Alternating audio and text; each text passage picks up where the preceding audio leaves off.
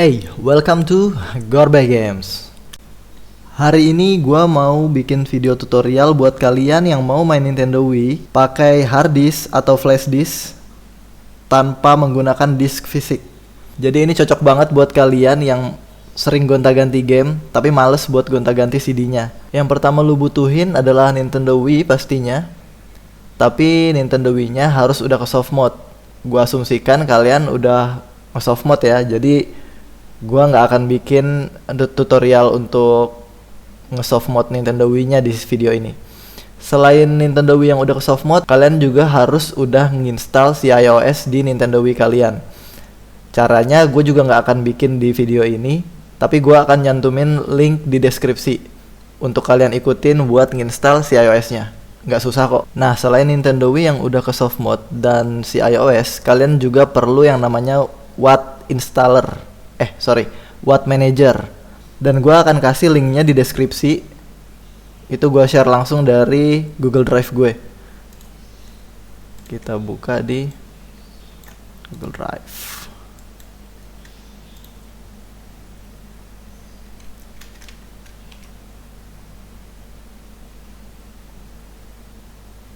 Nah, ini bisa langsung kalian download.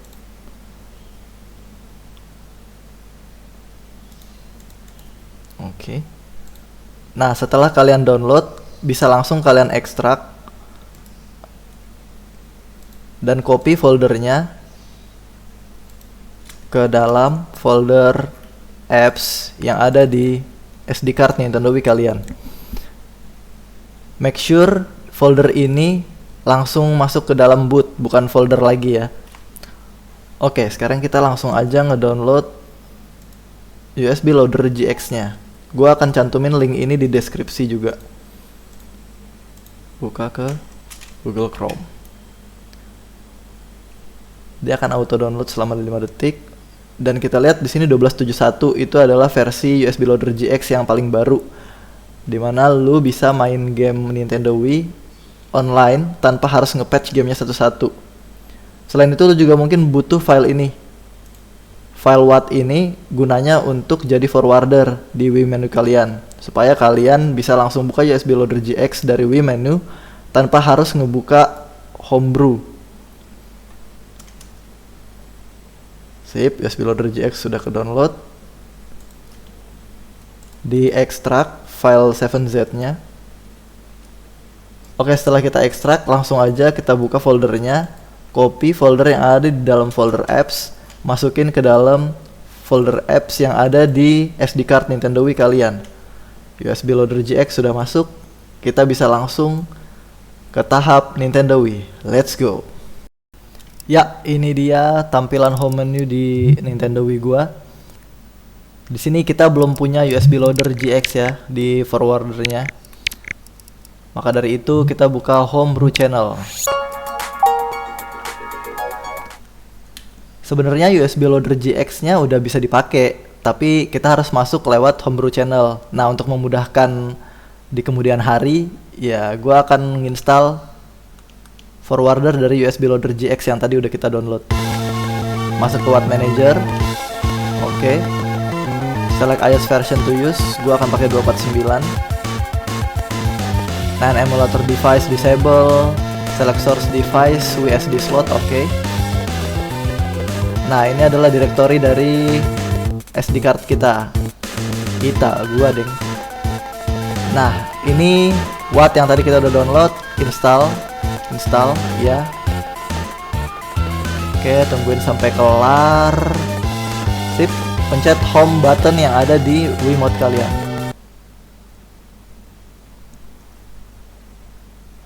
Kembali ke Homebrew menu. Kita cek dulu ya, udah muncul di Wii menu kita atau belum si USB Loader GX-nya.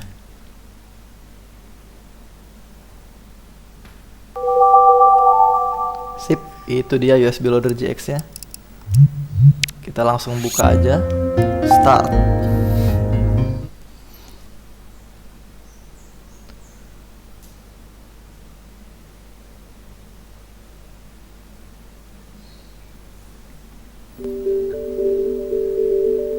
Ya, ini dia tampilan USB Loader GX. Di sini udah ada beberapa game yang gue udah punya di harddisk gue. Kebetulan belum ada covernya. Nah, kalau mau nambahin covers, kita tinggal klik ini, bisa download semua coversnya. Ada banyak nih, 194. Dia akan download sendiri nanti. Tapi karena durasi, gue nggak akan download sekarang. Oke. Wait. Oh, sudah.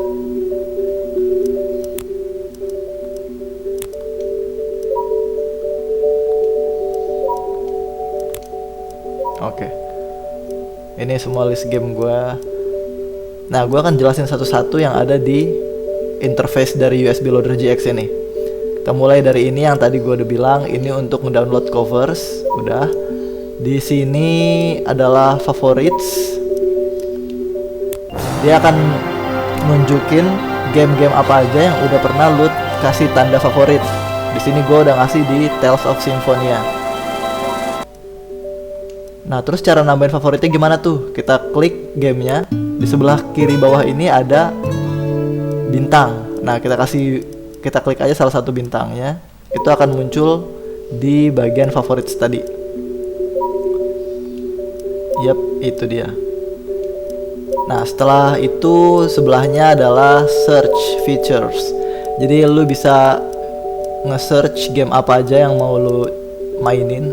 Misalnya gue mau cari Harry Potter. Ya, yap, itu dia Harry Potter.